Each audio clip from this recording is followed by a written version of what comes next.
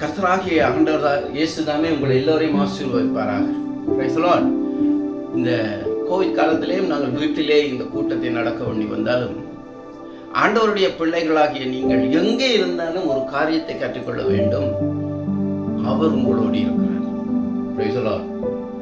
ஆமென்.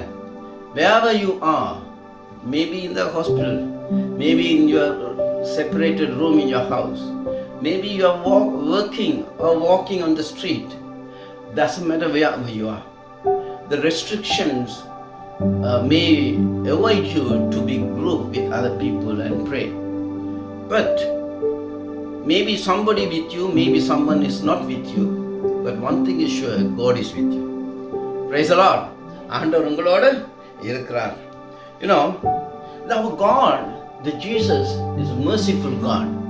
எங்களுடைய ஆண்டவர் is God, is very much love in you. He loves each and everybody. He loves every soul He created on this earth. ஆண்டவர் உருவாக்கிய ஒவ்வொரு ஆத்மாக்கள் மேலும் அவர் அன்பு கூறுகிறவராக இருக்கிறார். That means you are designed to be loved. நீ ஆண்டவர் உங்களை நேசிக்கும்படியாக விதமாக ஆண்டவர் உங்களை உருவாக்கி இருக்கிறார். You are designed to be loved by Him. Say Matthew chapter 9 verse 12 and 13. But Joshua heard the question and answered, the ones who need a doctor aren't the healthy but the sick. As for you, you go and learn that this means I want compassion rather than animal sacrifices. For I didn't come to call the righteous but sinners. தமிழிலே நான் வாசிக்கிறேன். மத்திய எழுதிய அதிகாரத்திலே 9ஆம் அதிகாரம் 12ஆம் 13ஆம் வசனம் சொல்லுகிறது, இயேசு அதை கேட்டு பிணியாளிகளுக்கு வைத்தியன் வேண்டியதாயில்லாமல் சுகமுள்ளவர்களுக்கு வேண்டியதில்லை, பலியை அல்ல இரக்கத்தையே விரும்புகிறேன் என்பதன் கருத்து இன்னதென்று போய் கற்றுக்கொள்ளுங்கள். நீதிமான்களை அல்ல பாவிகளையே மனம் திரும்புகிறதற்கு வந்தேன் என்று சொல்லி சொன்னார். இந்த வேதாகமத்திலே இந்த மத்திய 9ஆம் அதிகாரத்திலே நீங்கள் மேற்புறமாக நீங்கள் வாசித்து பார்ப்பீர்களே ஆனால் ஆண்டவர் சில அற்புதங்களை செய்கிறார், பிணியாளிகளை குணமாக்குகிறார். உடனே அவரை சூழ நின்ற வேத சாஸ்திரிகளும் பரிசேயர்களும் என்ன செய்கிறார்கள்? வியக்கிறார்கள். இவருக்கு இந்த அதிகாரத்தை கொடுத்தது யார்? Who gave this authority to heal people? And also by the time after that what happens? அதுக்கு பின்பாக அவர் நடந்து போகையிலே மத்தேயு என்று அவர் ஆயக்காரன் தான் லேவியை கண்டு அவர் என்னோடு வா என்று சொல்லி அழைத்து அவனையும் கூட்டி பின்பாடு சென்று பாவிகளோடும் ஒதுக்கப்பட்ட மக்களோடும் இருந்து உணவருந்துகிறார். இது அவரோடு இருந்த பரிசேயர்களுக்கும் அவரை பார்த்து கொண்டிருந்த பரிசேயர்களுக்கும் வேத அறிஞர்களுக்கும் மிகவும் சங்கடமாக இருந்தது. அதனாலே அவர்கள் மனதிலே புலாங்கிதம் அடைந்து கொண்டிருந்தார்கள். They didn't like that situation. They were complaining, look, this person is eating with sinners and he is dealing with sinners and he is walking with sinners and more than that he is healing people who live in sin. Because அந்த நாட்களிலே பாவத்தின் விளைவாக வந்த காரியங்களும் சுகஈனங்களும் மத்தியிலும், பாவம் இல்லாமல் வந்த சுகஈனங்கள் மத்தியிலும் கூட ஆண்டவர் அற்புதம் செய்யும் பொழுது இது வேதபாரகர்களுக்கும் அதை சார்ந்திருந்த மக்களுக்கும் ஒரு குழப்பத்தை கொண்டு வந்தது. அவர்கள் மத்திய அது விரும்பத்தகாத காரியமாக இருந்தது. ஆனால் ஆண்டவர் சொல்லுகிறார், இரக்கத்தையே நான் விரும்புகிறேன், பலியை அல்ல இரக்கத்தையே விரும்புகிறேன் என்பதன் கருத்து இன்னதென்று போய் கற்றுக்கொள்ளுங்கள். That means he is telling them, he is trying to quote something before happened or before someone has said something, which is in Hosea chapter 6 verse 6 says, there was a prophet, he claimed that. He tried to quote that sentence for these Pharisees because Pharisees, they thought they are the one more educated in these religious laws அந்த பரிசேயர் என்று அழைக்கப்படுகிறவர்கள் நினைத்து கொண்டிருந்தார்கள், இந்த வேதாகமத்திலே சொல்லப்பட்ட சட்டங்களும் திட்டங்களையும் அவர்களே கற்று முழுதாக அறிந்து நடந்து கொண்டிருக்கிறவர்கள் என்று நினைத்து கொண்டிருந்தார்கள்.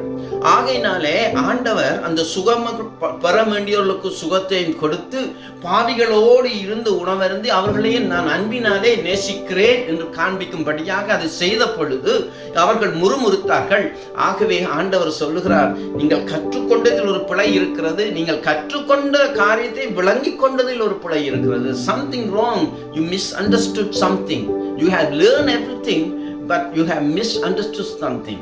அதாவது நீங்க மறுபடியும் போய் கற்றுக்கொள்ளுங்கள், பலியை அல்ல இரக்கத்தையே நான் விரும்புகிறேன். Praise the Lord. See, there are so many ways people come into Christ, because each one of you are designed to be loved by God. Each one of you, doesn't matter where you are, doesn't matter what situation you are. Maybe you are in a sickness, maybe you are in a lonely situation, maybe you may think, why this has happened to me? But I want you to know that you are designed to be loved, the one and only creator, Jesus Christ. Praise the Lord. Because His love, you are designed, because of that love He shows you, you are belong to His wealth and under His blessings. அவர் உங்களை நேசிப்பதனால அவர் உங்களை எந்த விதத்தில் இருந்தாலும் அவர் உங்களை நேசிக்கிறார். அந்த நேசத்து நிமித்தம் நீங்கள் அவருடைய சுகத்துக்குள்ளும் அவருடைய நிறைவான ஆசீர்வாதங்களுக்கும் உரியவர்களாகிறீர்கள். So just remember that He is in you, He loves you. So whenever the Creator's loving, you know that He is loving you, another thing is follows by that thought. He is ready to heal you. Praise the Lord. The healing belongs to you. Another way I am saying, hallelujah, the healing belongs to you, the love belongs to you, the wealth and health belong to you, the peace of God belongs to you. Because there is no theological studies, there is no religious act or no any other lessons He wants you to learn. Just He wants you to believe, have faith in Him. That's all you need to receive miracle from Him. It's happened. You know, so many people around the Bible, வேதாகமத்திலே முழுதாக வாசிக்கும் பொழுது ஆண்டவரை இந்த சுகம் பெற்றவர்களை பார்த்தீங்களானால் எல்லோருமே வேதத்தை அறிந்தவர்கள் அல்ல. It's not that everybody know properly the Bible or written law from the beginning. They didn't have any theological studies. They didn't go to Bible colleges. They didn't go to any high Bible classes or anything, lessons or seminars. But whoever had faith in Him, they received the miracle. Because He loves each and every one of you. You are designed to be loved. There's nothing you can do more to receive that His love, because He loved you more before you loved Him. Praise the Lord. The Bible says He loved you before you loved Him. Before you get to know Him, He loved you. He showed that love on cross. Because a lot of people, every time religion stops, everyone who try to come closer to Jesus. You know, even in that situation, there's someone who blind, someone who have that leprosy, someone who have that crippled hand and crippled body. They call upon Jesus. Jesus wanted to produce and provide that healing for them. But right away, what happens? The religious leaders, they come across, they between the healing. They are the religion. Jesus is never want you to be a religious person. Even you may not have lessons about Christ, but if you believe, if you have faith in Him, He can do, you can receive miracles. Praise the Lord. Because you are loved to, you are designed to love, and He loves to help each and every one, because He is a merciful God. Praise the Lord. See, ஆண்டவர் சொல்லுகிறார், பலியை அல்ல ஆண்டவர் பலியை விரும்புகிறவராக இருந்தார்.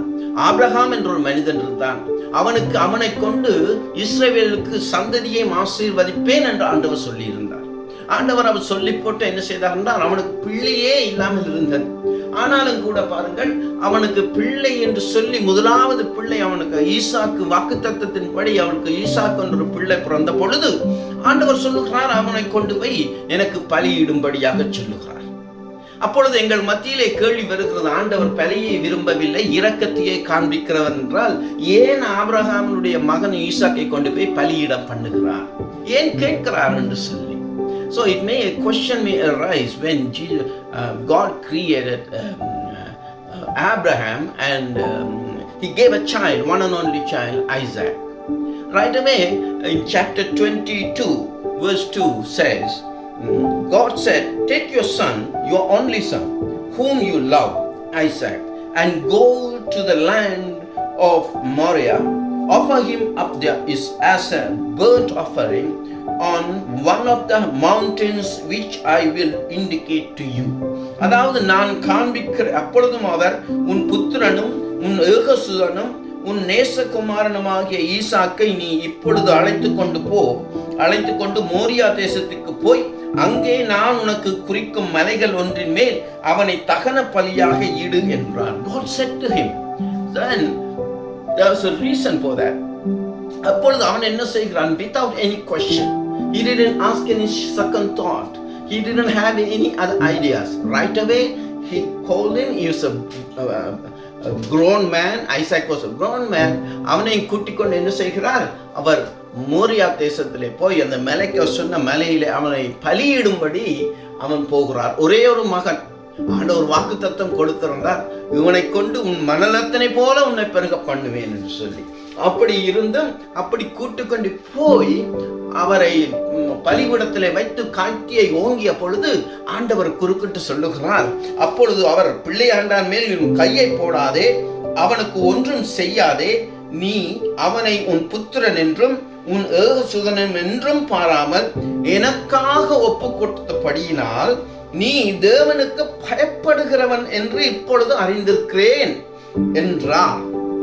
ஆண்டவர் அவனை அறியும்படியாக முயற்சி செய்தார். அதாவது எனக்கு நீ கீழ்ப்படுகிறாயா என்று சொல்லி அதன் நிமித்தமாக ஆண்டவர் அவனுக்கு ஒரு கட்டளை கொடுத்தால் அவனை கூட்டிக் கொண்டு போய் நீ என்ன செய், பலியிடுன்னு சொல்லி. அவன் அடுத்த கேள்வி இல்லாமல் ஒரே ஒரு குமாரனை கூட்டிக் கொண்டு போய் என்ன செய்தான்? அந்த மோரியா தேசத்திலே மலையிலே வைத்து கத்தியை ஓங்கி அவனை வெட்ட முயற்சித்த பொழுது ஆண்டவர் சொல்லுகிறார், அவன் மேல் கை போடாதே. He was just about to sacrifice Isaac on the mountain he went. Right away God interfered. He doesn't want that to be happen. ஆண்டவர் உடனே அந்த காரியம் நடக்காத வண்ணமாக அவனை நீக்கி அவனை கட்டளை கொடுத்து எது நீ செய்யாதே என்றார். அப்படியானால் உடனே என்ன செய்கிறான் ஆபிரகாம்? உடனே சுற்றி பார்க்கிறான். அவன் சுற்றி பார்த்த உடனே தன் கண்களை ஏறெடுத்து பார்க்கும் பொழுது இதோ பின்னாக புதரிலே தன் கொம்புகள் சிக்கிக் கொண்டிருந்த ஒரு ஆட்டு கடாவை கண்டான். அப்பொழுது ஆபிரகாம் போய் கடாவை பிடித்து அதை தன் குமாரனுக்கு பதிலாக தகன பலியிட்டான். The verse 13 says, right away Abraham, God stopped him. Stopped him by killing Isaac. So what he did, he just looked around, then he found something. Abraham looked up and saw behind him a ram caught in the bushes by its horns. So he went over and got the ram and offered it up as a burnt offering instead of his son. அப்பொழுது உங்களுக்கு இன்னொரு கேள்வி வருது, அப்படின்னா ஆண்டவர் மிருகங்களையும் பலி கொடுக்க ஒப்பு கொடுத்தாரான்னு சொல்லி. There's another question arise. So what about, of course he didn't want a man to be killed, offering as an offering. So what about an animal? But just I want you to pay a little bit focus on it. God didn't ask for to do that. Abraham did it. ஆண்டவர் அதை செய்யும்படியாக கேட்கவில்லை. ஆபிரகாமினுடைய மனித சுபாவம் என்ன செய்கிறது? சுற்றுமுற்றும் பார்க்கிறது, ஐயோ நான் இதை செய்யவில்லையே, ஏதாவது கொடுக்க வேண்டுமே. ஆண்டவர் அதை கொடுவென்றும் சொல்லவில்லை, அதை பலியிடணும் சொல்லவில்லை, பலியிட வேண்டாம் என்றும் சொல்லவில்லை. ஆண்டவர் அவனுடைய சித்தத்துக்கு அவர் செய்தார். இவன் யார் என்று கண்டுகொண்டார். Right away he identified, he is the person who obeyed me, He is a person who is going to listen to my words without any question. That's all he wants, to be blessed. Hallelujah. So, but he didn't ask the second slaughter to be happen. But as he lived in the human nature, மனித சுபாவத்திலே வாழ்ந்த அந்த Abraham என்ன செய்தான்? பின்னாலே ஏதாவது பார்த்தான், ஒரு ஆடு இருந்துச்சு, மாட்டுப்பட்டு இருந்துச்சு, அது போய் பிடித்தான், கொண்டு வந்து என்ன செய்தான்? பலியிட்டான். Praise the Lord. ஆகவே ஆண்டவர் அதற்கு ஒன்றும் சொல்லவில்லை. ஆண்டவர் பாருங்கள், only thing he wants from you a faith that Jesus can heal you, and Jesus can bless you. He can provide security in your life. He can provide peace in your life. He just wants you to believe that. Praise the Lord. But that's what happened.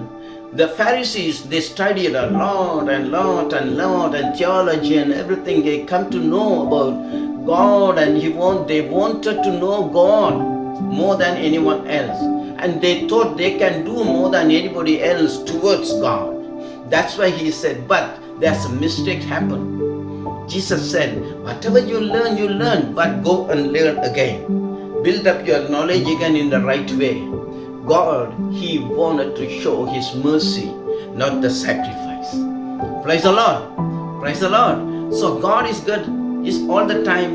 I just want you to remind you that doesn't matter whoever you are, doesn't matter where you are living, I want you to know that you are designed to be loved. You are designed to be healed by his presence. You are designed to bring peace in your life by his love. Praise the Lord. God is good all the time. Matthew chapter 9 verse 20 says, 28 சொல்லுகிறது, அவர் வீட்டுக்கு வந்த பிறகு அந்த குருடர் அவரிடத்தில் வந்தார்கள். இயேசு அவர்களை நோக்கி, இதை செய்ய எனக்கு வல்லமை உண்டென்று விசுவாசிக்கிறீர்களா என்று கேட்டார். அதற்கு அவர்கள், ஆம் விசுவாசிக்கிறோம் ஆண்டவரே என்றார்கள். Praise the Lord. There was a situation. There were blind men. There were two blind men.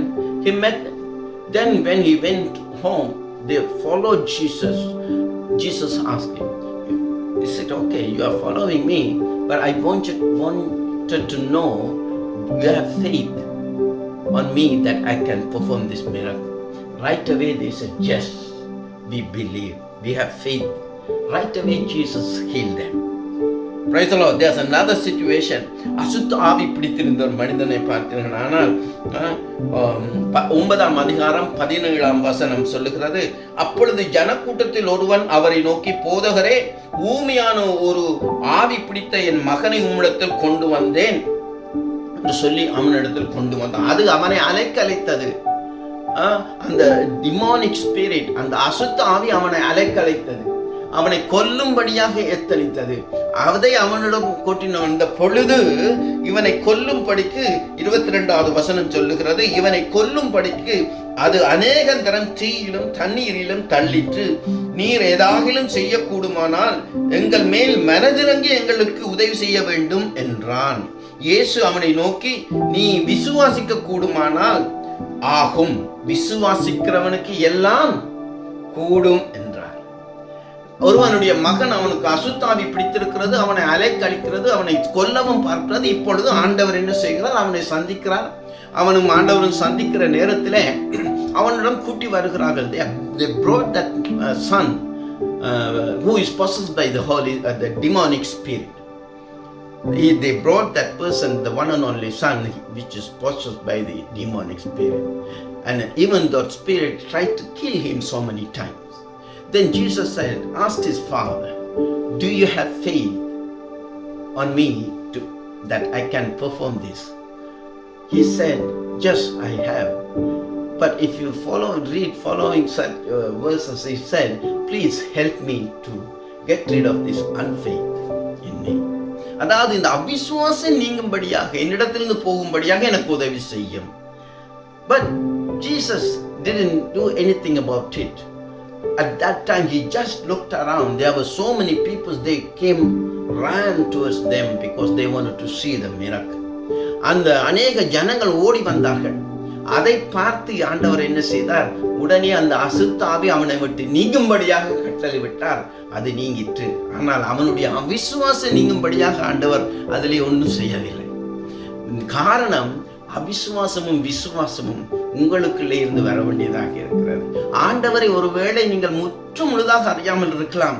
ஆனால் ஆண்டவரை அறிந்த ஒரு கொஞ்சம் அறிவிலாவது பரிசேயர்கள் போல அநேகம் அறிந்தும் அதை பிழையாக விளங்கிக் கொள்ளாமல் ஆண்டவர் உங்களுக்கு அற்புதம் செய்ய முடியும் என்ற ஒரு சின்ன ஒரு விசுவாசத்தோடு அவரிடம் வருவீர்களானால் அவர் நிச்சயமாகவே உங்களுக்கு அற்புதம் செய்வார். ஆமென். அதை பெற்றுக்கொள்வதற்கு உங்களுக்கு தேவையானதெல்லாம் ஒன்றே, விசுவாசமே. Praise the lord. ஆகவே ஒரு காரியம், நீங்கள் யாராக இருந்தாலும் அற்புதம் பெறுவதற்கு முன்பாக அவர் உங்களை நேசிக்கிறார் என்பதை அறிந்து கொள்ளுங்கள். நீங்கள் அவர் நேசிக்கும் வண்ணமாக அவர் உங்களை உருவாக்கி இருக்கிறார். Price the Lord, price the Lord. அவருடைய அன்பை செலுத்தும் வண்ணமாக உங்களை வழி நடத்த வந்திருக்கிறார். ஆக இந்த நாளிலும் அவர் கூட உங்களோடு இருக்கிறார், உங்களை நேசிக்கிறார், உங்களை கைவிட மாட்டார், உங்களுக்கு சுகத்தையும் பலத்தையும் கட்டளையிடுவார். அவர் அது மாத்திரமில்லை, உங்களை இருக்கிற இடத்தில் இருந்து இன்னும் உயர்த்த வல்லவராக இருக்கிறார் என்று நினைவோடு நீங்கள் இருக்கும்படியாக தேவனுடைய ஆவியானவர் தாமே உங்களை வழி நடத்துவாராக. Price the Lord. கர்த்தருக்கு ஸ்தோத்திரம். எங்களை நேசிக்கிற எங்கள் பரலோக தகப்பனே, உம்முடைய அன்பு கருத்துக்குள்ள எங்கள் அனைவரையும் ஒப்புக் கொடுக்கிறேன். இந்த பிள்ளைகள் கீழ்ப்படிந்ததை நீர் அறிவீர். உம்முடைய பிரசன்னத்தினாலே ஒவ்வொருவரையும் மூடிக்கொள்ளும், ஆசீர்வதியும். நீர் ஒவ்வொருவரையும் இன்னமும் நேசிக்கிறீர், நேசித்துக் கொண்டு இருக்கிறீர். உம்முடைய நேசத்தின் நிமித்தம், அன்பின் நிமித்தம் அற்புதங்களையும் அதிசயங்களையும் நீர் செய்கிறீர். நீர் இரக்கம் காண்பிக்கிறீர். நீர் அவர்களை உயர்த்த வல்லவராக இருக்கிறீர். விடுதலை பண்ணி உம்முடைய சமாதானத்துக்குள்ளே நிலைத்திருக்க பண்ண போதுமானவராக இருக்கிறீர். இந்த பிரசன்னமும் சத்தியமும் இந்த பிள்ளைகளை ஆசீர்வதிப்பதாக இயேசுவின் நாமத்திலே ஜெபிக்கிறேன், ஜீவனுள்ள நல்ல பிதாவே. ஆமென்.